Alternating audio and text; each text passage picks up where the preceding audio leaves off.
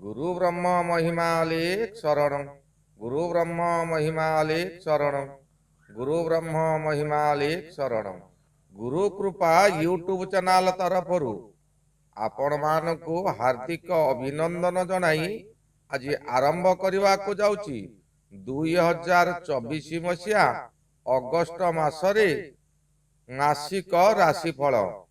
एही राशिफल आरंभ करने पूर्वर आपण मानकु मोर अनुरोध जे माने प्रथम करी आमर एही चैनल को आसिछंती बा आमर एही वीडियो देखुछंती सर्वप्रथमे सब्सक्राइब करंतु ओ बेल आइकन को दबाई दियंतु जहा द्वारा कि आमर जेउ समय रे वीडियो अपलोड हेबो सर्वप्रथमे आपण मानक पाखरे पहुंची पारिबो।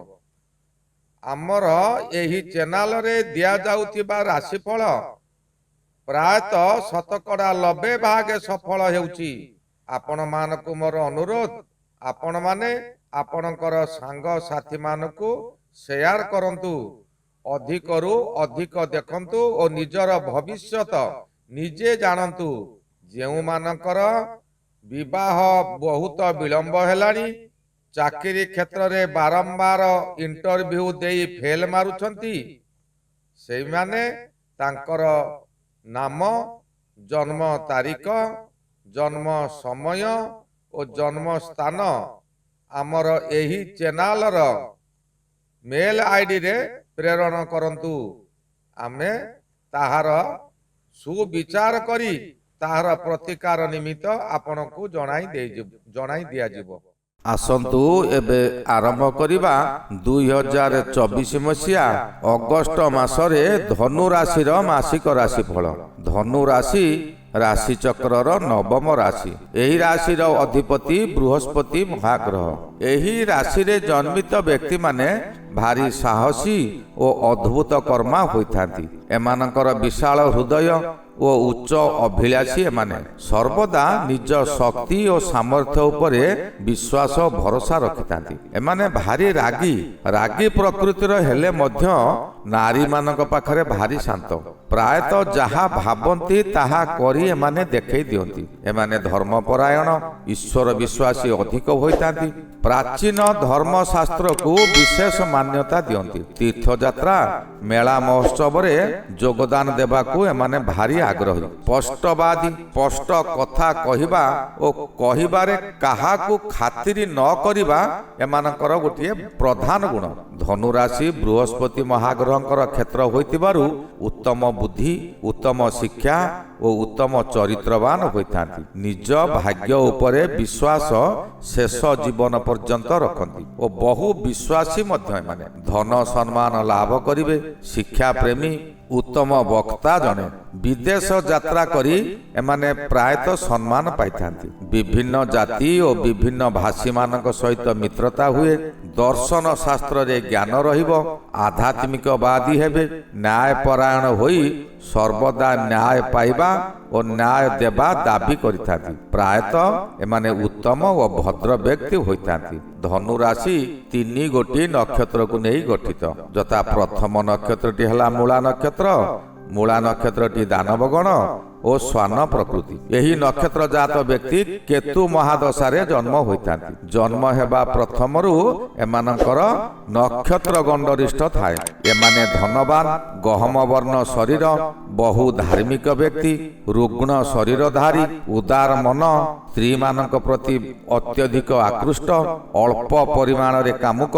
एमानक जीवन काल मध्यरे बहु द्रव्य नष्ट करती किंबा तांकर चोरी हो जाए।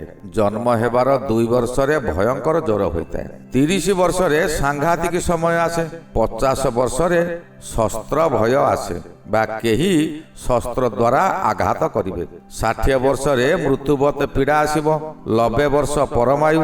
एही नक्षत्र जात नारी माने अल्प सुख पाइथांती। सर्वदा दारिद्र्य भोगंती रोगक्रांत हुंती। एमानकर मन अति नीच मन। अल्प बयस रे स्वामी सुख हराई बसंती। धनु राशिर द्वितीय नक्षत्रटी हेला पूर्वाषाढ़ा नक्षत्र। पूर्वाषाढ़ा नक्षत्र शुक्र महाग्रहंकर जन्म नक्षत्र। ନରଗଣ ଓ ବାନର ବର୍ଗ। ଏମାନେ ଦୀର୍ଘକାୟ ବ୍ୟକ୍ତି, କିନ୍ତୁ ହାତ ଓ ପାଦର ଆଙ୍ଗୁଳି ଛୋଟ ଛୋଟ। ସବୁ କାର୍ଯ୍ୟରେ ଦକ୍ଷ, ଚତୁର ଓ ବୁଦ୍ଧିମାନ, ଚତୁର୍ଦିଗରେ ଖ୍ୟାତନାମା, ସଙ୍ଗୀତ ଚିତ୍ରକଳାରେ ଦକ୍ଷ। ଏମାନେ କବି ଓ ଭାବୁକ ମଧ୍ୟ ହୋଇପାରନ୍ତି। ସୁନ୍ଦର ଚେହେରା ସକାଶେ ଭାରି ଗର୍ବ କରନ୍ତି। ନିଜ ଶରୀରରେ ଟିକିଏ ହେଲେ ଧୂଳି ପକାଇ ଦିଅନ୍ତି ନାହିଁ। ଏହି ନକ୍ଷତ୍ର ଜାତ ବ୍ୟକ୍ତି ଜନ୍ମର ପ୍ରଥମ ମାସରେ ଜ୍ୱର ହୁଏ, 6 ମାସରେ ଜ୍ୱର ହୁଏ, 12 ବର୍ଷ ଓ 16 ବର୍ଷରେ ଜଳରେ ବୁଡ଼ିଯିବା ଭୟ କିମ୍ବା ଟାଇଫଏଡ୍ ନିମୋନିଆ ଆଦି ହୁଏ, 30 ବର୍ଷରେ ଭୟଙ୍କର ରୋଗ ହୁଏ, 60 ବର୍ଷରେ ମାର୍କ ଓ 80 ବର୍ଷ ପରମାୟୁ। ପ୍ରାୟତଃ ବାଳୁତ କାଳରୁ ଏମାନଙ୍କର ପିତୃକଷ୍ଟ ଦେଖା ଦେଇଥାଏ। ଏହି ନକ୍ଷତ୍ର ଜାତ ନାରୀମାନେ ବନ୍ଧୁବାନ୍ଧବଙ୍କ ମାନଙ୍କ ପାଖରେ ନେତୃତ୍ୱ ନେଇଥାନ୍ତି। ସର୍ବଜନ ପ୍ରିୟ, ଏମାନଙ୍କର ଆଖି ଦୁଇଟି ବିଶାଳ। ନିଜ ଆଖି ଦ୍ୱାରା ଅନ୍ୟକୁ ସହଜରେ ବଶୀଭୂତ କରି ନିଜ କାର୍ଯ୍ୟ ହାସଲ କରିପାରନ୍ତି। ତୃତୀୟ ନକ୍ଷତ୍ରଟି ହେଲା ଉତ୍ତରାଷାଢ଼ା ନକ୍ଷତ୍ର। ଉତ୍ତରାଷାଢ଼ା ନକ୍ଷତ୍ର ରବି ମହାଦଶାର ଜନ୍ମ ନକ୍ଷତ୍ର। ଏହି ନକ୍ଷତ୍ର ନକୁଳ ବର୍ଗ। ଏମାନଙ୍କର ଶରୀର ପ୍ରାୟତଃ ସବୁବେଳେ ଚିକ୍କଣ ଥାଏ। ସର୍ବଲୋଭୀ, ଏକୁଟିଆ ରହିବାକୁ ପସନ୍ଦ କରନ୍ତି। ନିଜ ଘର, ନିଜ ପୋଷାକ ସର୍ବଦା ପରିଷ୍କାର ପରିଚ୍ଛନ୍ନ ରଖିଥାନ୍ତି। ଏମାନଙ୍କର ମୁଖମଣ୍ଡଳ ସାଧାରଣତଃ ଟିକେ ଲମ୍ବା ଥାଏ, ନାକ ବଡ଼ ଥାଏ। ବାଳୁତ କାଳର ବିଷୟ ବୃଦ୍ଧ କାଳ ପର୍ଯ୍ୟନ୍ତ ଏମାନଙ୍କର ମନରେ ରହିଥାଏ। ଏମାନେ ପରୋପକାରୀ, ଅନ୍ୟର ବିପଦ ସମୟରେ ଜୀବନ ଦେବାକୁ ପଶ୍ଚାତପଦ ହୁଅନ୍ତି ନାହିଁ, କିନ୍ତୁ ନିଜେ ବିପଦରେ ପଡ଼ିଲେ ସମସ୍ତେ ଦେଖି ନାକରେ କାଠି ପୁରାଇ ହସନ୍ତି। ଏମାନଙ୍କର ନାକରେ କିମ୍ବା ଗୁହ୍ୟ ଦ୍ୱାରରେ କୌଣସି ଏକ ନାଲି ଚିହ୍ନ ଥାଏ। ଏହି ନକ୍ଷତ୍ର ଜାତ ନାରୀମାନେ ରମଣୀୟ, ମନଲୋଭା ରୂପ ହୋଇଥାଏ।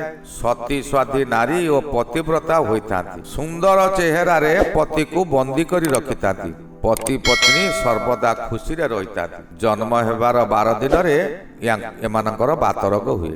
5 ବର୍ଷରେ ଅଗ୍ନି ଭୟ ହୁଏ। 28 ବର୍ଷରେ ବସନ୍ତ ପରି ଭାଇରସ ରୋଗ ହୁଏ। 44 ବର୍ଷରେ କେହି ଶସ୍ତ୍ର ଦ୍ୱାରା ଆଘାତ କରି ବହୁତ କଷ୍ଟ ସୃଷ୍ଟି କରନ୍ତି। 80 ବର୍ଷରେ ଚକ୍ଷୁ ରୋଗ ହୁଏ କିମ୍ବା ଜଳରେ ବୁଡ଼ି ଏମାନଙ୍କର ପ୍ରାୟତଃ ମୃତ୍ୟୁ ହୁଏ। ଧନୁ ରାଶି ସକାଶେ ରବି ମହାଗ୍ରହ ଅଷ୍ଟମରେ ଭ୍ରମଣ କରୁଅଛନ୍ତି। ଅଷ୍ଟମ ରବି ଅଶୁଭ ଫଳ ଦେବେ।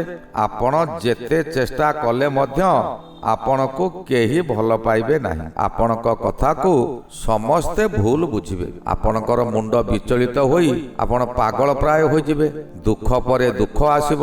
ଗୋଟିଏ ଦୁଃଖ ଯାଇନଥିବ, ଆଉ ଗୋଟିଏ ଦୁଃଖ ଆସି ପହଞ୍ଚିବ, ଯାହାଦ୍ୱାରା ନିଜେ କ'ଣ କରିବେ ତାହା ନିଜେ ବି ସ୍ଥିର କରିପାରିବେ ନାହିଁ। ଅନ୍ୟ ମନସ୍କ ହୋଇ ରାସ୍ତା ଦୁର୍ଘଟଣା ଘଟି ଯାଇପାରେ। ଅଷ୍ଟମରେ ରବି ଗୋଚର ହେଉଥିବାରୁ ଏହି ସମୟରେ ଲିଙ୍ଗଗତ ସମସ୍ୟା ଦେଖାଦେବ। ଆପଣ ରହିଥିବା ସ୍ଥାନରୁ ଦକ୍ଷିଣ ଦିଗରୁ କିଛି ଅଶୁଭ ଖବର ପ୍ରାପ୍ତି ହେବ, କିମ୍ବା କୌଣସି ଶୁଦ୍ଧି କାର୍ଯ୍ୟରେ ଆପଣ ଯୋଗଦାନ କରି ଅର୍ଥ ହାନି କରିବେ। ଯାଉ ଜାନ୍ ଥାଉ ମାନ, ଏହି ନୀତି ଆପଣେଇ ଋଣଗ୍ରସ୍ତ ହେବେ ପଛେ କିନ୍ତୁ ଅପମାନିତ ହେବେ ନାହିଁ। ଏହି ରବି, ଅଷ୍ଟମ ରବି ଅନ୍ୟ ଗ୍ରହ ଦ୍ୱାରା ବାଧା ପାଉଛନ୍ତି। ରବି ବାଧା ପାଉଥିବାରୁ ରାସ୍ତା ଦୁର୍ଘଟଣାରୁ ଆପଣ ଅଳ୍ପକେ ବର୍ତ୍ତିଯିବେ, କିନ୍ତୁ ଆଘାତ ପ୍ରାପ୍ତ ନିଶ୍ଚିନ୍ତ ହେବେ। ଆପଣଙ୍କର ଏହି ସମୟରେ ପେଟ ରୋଗ ହୋଇପାରେ। ପେଟ ରୋଗ କଷ୍ଟ ହେଲେ ମଧ୍ୟ ଅନ୍ୟମାନଙ୍କ ସକାଶେ ଆପଣ ବହୁତ ଚିନ୍ତିତ ରହିବେ। ଏହି ଅବାନ୍ତର ଯୌନ କ୍ରିୟାରୁ ନିବୃତ୍ତ ରୁହନ୍ତୁ। ବାପାଙ୍କର ଶରୀର ପ୍ରତି ଧ୍ୟାନ ଦିଅନ୍ତୁ, କିମ୍ବା ବାପା ମାଙ୍କର ସେବା ଯତ୍ନ କରନ୍ତୁ। ବିପଦରୁ ମୁକ୍ତି ମିଳିଯିବ। ଏହି ସମୟରେ ମାତା କିମ୍ବା ପିତାଙ୍କର ଶରୀର ବହୁ କଷ୍ଟ ଭୋଗ କରିବେ। ଏହାପରେ ମଙ୍ଗଳ ମହାଗ୍ରହ ଧନୁରାଶି ସକାଶେ ମଙ୍ଗଳ ମହାଗ୍ରହ ଷଷ୍ଠରେ ଭ୍ରମଣ କରୁଅଛନ୍ତି। ଷଷ୍ଠ ମଙ୍ଗଳ ଆପଣଙ୍କୁ ପ୍ରତ୍ୟେକ ସ୍ଥାନରେ ବିଜୟୀ କରାଇବ। ଯେଉଁମାନେ ଆପଣଙ୍କୁ ନିନ୍ଦା କରୁଥିଲେ ସେମାନେ ଆପଣଙ୍କର ଶରଣ ପଶିଯିବେ। ଆପଣଙ୍କ ଭରସାରେ ସେଇମାନେ ହିଁ ରହିବେ। ଆପଣ ଏହି ସମୟରେ ତାଙ୍କୁ ଆଶ୍ରୟ ଦିଅନ୍ତୁ, ପାଖରୁ ଛାଡ଼ନ୍ତୁ ନାହିଁ। ଲେମ୍ବୁ ଗଛ କଣ୍ଟା ହୋଇପାରେ, କିନ୍ତୁ ଲେମ୍ବୁ ଗଛକୁ ବଞ୍ଚାଇ ରହିଲେ ସେଥିରେ ସୁନାର ଫଳ ଫଳେ। ବହୁ ଉପକାରରେ ସେମାନେ ଆସିବେ। ଆପଣଙ୍କର ସବୁ ଦୁଃଖ ଦୂର ହୋଇଯିବ। ରୋଗରୁ ଆପଣ ମୁକ୍ତି ପାଇବେ। ସନ୍ତାନମାନଙ୍କ ଦ୍ୱାରା ବହୁ କଷ୍ଟ ଦୂର ହେବ। ଆୟ ପରିମାଣ ଆପଣଙ୍କର ବୃଦ୍ଧି ହେବ। କିଛି ଧନ ସଞ୍ଚୟ କରିବେ। ଋଣ ପରିଶୋଧ ମଧ୍ୟ କରିବେ। 26 ତାରିଖ ଠାରୁ ମଙ୍ଗଳ ସପ୍ତମକୁ ଯିବେ।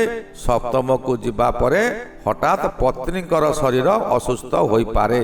ବୁଧ ମହାଗ୍ରହ ଅଷ୍ଟମରେ। ଅଷ୍ଟମ ବୁଧ ଯେଉଁ ସମୟରେ ଗୋଚରରେ ଭ୍ରମଣ କରୁଥିବେ ଆପଣ ଯାହା ଚାହିଁବେ ତାହା କରିପାରିବେ। ବ୍ୟବସାୟରେ ଆପଣ ପ୍ରଚୁର ପରିମାଣରେ ଲାଭାନ୍ୱିତ ହେବେ। ନିଜ ପ୍ରଚେଷ୍ଟାରେ ଆପଣ ଉଚ୍ଚକୁ ଉନ୍ନୀତ ହେବେ। ଅବିବାହିତ ମାନଙ୍କର ବିବାହ ଯୋଗ ଏହି ସମୟରେ ଅଛି। ଅଚାନକ ବିବାହ ପ୍ରସ୍ତାବ ମଧ୍ୟ ଆସିପାରେ। ଚାକିରି କରିଥିବା ବ୍ୟକ୍ତିମାନଙ୍କର ପଦୋନ୍ନତି ହୋଇପାରେ। ଯେଉଁମାନଙ୍କର ବହୁଦିନ ଧରି ସନ୍ତାନ କଷ୍ଟ ଭୋଗୁଛନ୍ତି ସେମାନଙ୍କ ସକାଶେ ଶୁଭ ସମୟ ଆସିଗଲା। ବୃହସ୍ପତି ମହାଗ୍ରହ ଆପଣଙ୍କର ଷଷ୍ଠରେ ଭ୍ରମଣ କରୁଅଛନ୍ତି। ଷଷ୍ଠରେ ବୃହସ୍ପତି ଭ୍ରମଣ କରିବା ସମୟରେ ହଠାତ୍ ଶରୀରରେ ରୋଗ ପ୍ରବେଶ କରେ। କୌଣସି କାରଣରୁ ଆପଣ ଋଣ କରଜରେ ବୁଡ଼ି ରହିବେ। ନିଜ ଲୋକମାନେ ଆପଣଙ୍କର ଶତ୍ରୁ ପାଲଟି ଯିବେ। ଆପଣ କିଂକର୍ତ୍ତବ୍ୟ ମୂଢ଼ ହୋଇ ହତାଶ ହୋଇପଡ଼ିବେ। କ'ଣ ହେଉଛି ବୋଲି ଆପଣ ଭାବିପାରିବେ ନାହିଁ। ଶତ୍ରୁମାନେ ବହୁ ଯନ୍ତ୍ରଣା ଦେବେ କିନ୍ତୁ ଶତ୍ରୁକୁ ଆପଣ ମୁକାବିଲା କରିପାରିବେ ନାହିଁ। ଏପରି ସମୟ ଆସିବ ଆପଣ ଲୁକାୟିତ ରହିବାକୁ ବାଧ୍ୟ ହେବେ। ସାମାନ୍ୟ କଥାରେ ଆପଣ ବିରକ୍ତି ଭାବ ଆସିବ। ବିଭିନ୍ନ ଦିଗରୁ ଅଶାନ୍ତି ଘୋଟି ଆସିବ। ବହୁ କଷ୍ଟ ଆପଣ ଏହି ସମୟରେ ପାଇବେ। ଶୁକ୍ର ମହାଗ୍ରହ ନବମରେ ଭ୍ରମଣ କରୁଅଛନ୍ତି। ନବମ ଶୁକ୍ର ଭ୍ରମଣ କରୁଥିବା ସମୟରେ ଆପଣ ଯଦି ଜଣେ କଳାକାର ହୋଇଥିବେ ଦେଶ ବିଦେଶରେ ଆପଣଙ୍କର ପ୍ରଚାର ପ୍ରସାର ହୋଇ ଆପଣଙ୍କର ସୁନାମ ବୃଦ୍ଧି ହେବ। ଆପଣ ପ୍ରତ୍ୟେକ କାର୍ଯ୍ୟରେ ସେନାପତି ପରି ନିଜର ଶକ୍ତି ଦେଖାଇ ଜୟଯୁକ୍ତ ହେବେ। ଗୃହକୁ ଆସବାବପତ୍ର ଖରଦି କରିବାର ସମୟ ଆସିଛି। ଧର୍ମ କାର୍ଯ୍ୟ ତଥା ଦେବଭକ୍ତି ବଢ଼ିବା ଦ୍ୱାରା ଆପଣଙ୍କର ଧର୍ମ ସଞ୍ଚୟ ହେବ। 24 ତାରିଖ ଠାରୁ ଏହି ଶୁକ୍ର କିଛି ଅଶୁଭ ଫଳ ଦେଇପାରନ୍ତି। ଶନି ମହାଗ୍ରହ ଆପଣଙ୍କର ତୃତୀୟରେ। ତୃତୀୟ ଶନି ବରଦାନ ସଦୃଶ ଫଳ ଦିଅନ୍ତି। ଏହି ସମୟରେ ନିଜ ପ୍ରତିଭାର ବିକାଶ ହେବ। ଆପଣଙ୍କ ଠାରେ ଯେତେ ଯେତେ ଭଲ ଗୁଣ ଥିବ ତାହା ସବୁ ଏହି ସମୟରେ ବିକଶିତ ହେବ। ପୂର୍ବରୁ ଯେଉଁମାନେ ଆପଣଙ୍କ ସହିତ ଶତ୍ରୁତା କରୁଥିଲେ କିମ୍ବା ଆପଣଙ୍କର କର୍ମଚାରୀମାନେ ଆପଣଙ୍କ ଠାରୁ ଦୂରେଇ ଯାଇଥିଲେ ସେମାନେ ପୁଣି ଆପଣଙ୍କ ପାଖକୁ ଫେରି ଆସିବେ। ସେହିମାନଙ୍କ ଜରିଆରେ ଆପଣ ବହୁ କାର୍ଯ୍ୟ ହାସଲ କରିବେ। ପ୍ରତ୍ୟେକ କାର୍ଯ୍ୟରେ ଆପଣଙ୍କୁ ସ୍ୱୀକୃତି ମଧ୍ୟ ମିଳିବ। ଶରୀରରେ ଆପଣଙ୍କର ଶକ୍ତି ଜାଗ୍ରତ ହେବ। ଭୀମ ପରି ମନରେ ବଳ ଆସିବ। ଯେଉଁ କାର୍ଯ୍ୟ କରିବାକୁ ଚାହିଁବେ ତହିଁରେ ବାଧା ଦେବାକୁ କେହି ହେଲେ ସାହସ କରିବେ ନାହିଁ। ଆପଣଙ୍କର ଜିତାପଟ ନିଶ୍ଚୟ ହେବ। ବହୁ ଧନ ଆୟ କରି ଆପଣ ଗଚ୍ଛିତ କରି ରଖିବେ। ଏହି ସମୟରେ ଅବିବାହିତ ମାନଙ୍କର ବିବାହ ହୋଇପାରେ। ଅପୁତ୍ରିକ ମାନଙ୍କର ପୁତ୍ର ଲାଭ ହୋଇପାରେ। ଏହି ସମୟରେ କାହାରି ଅନିଷ୍ଟ ଚିନ୍ତା କରନ୍ତୁ ନାହିଁ। ଯାହାର ଯେଉଁ ପ୍ରକାର ଅନିଷ୍ଟ ଚିନ୍ତା ଆପଣ କରିବେ ଆପଣଙ୍କୁ ସେହିପରି ଅନିଷ୍ଟ ଆପଣ ଭୋଗିବେ। ଏହା କେବେ ଅନ୍ୟଥା ହେବ ନାହିଁ। ଆହୁରି ଏକ କଥା, ଏହି ସମୟରେ ଶନି ବକ୍ରି ଅଛନ୍ତି। ଆପଣ ଧର୍ମ ମାର୍ଗରେ ରୁହନ୍ତୁ। ଲୋକମାନଙ୍କର ସେବା କରନ୍ତୁ। କାହାରି ସହିତ କଳି କରନ୍ତୁ ନାହିଁ। ରାହୁ ମହାଗ୍ରହ ଆପଣଙ୍କର ଏହି ସମୟରେ ଚତୁର୍ଥରେ ଭ୍ରମଣ କରୁଅଛନ୍ତି। ଚତୁର୍ଥ ରାହୁ ସ୍ୱାସ୍ଥ୍ୟ ବହୁତ ଖରାପ କରାଇବ। ସମସ୍ତ ଦିଗରୁ ସୁଖ ନଷ୍ଟ କରି ବହୁ କଷ୍ଟ ଫଳ ଦେବ। ପରିବାରରେ ମାତୃସ୍ଥାନୀୟ ବ୍ୟକ୍ତିମାନେ ଆପଣଙ୍କ କାର୍ଯ୍ୟରେ ବାଧା ଦେବେ।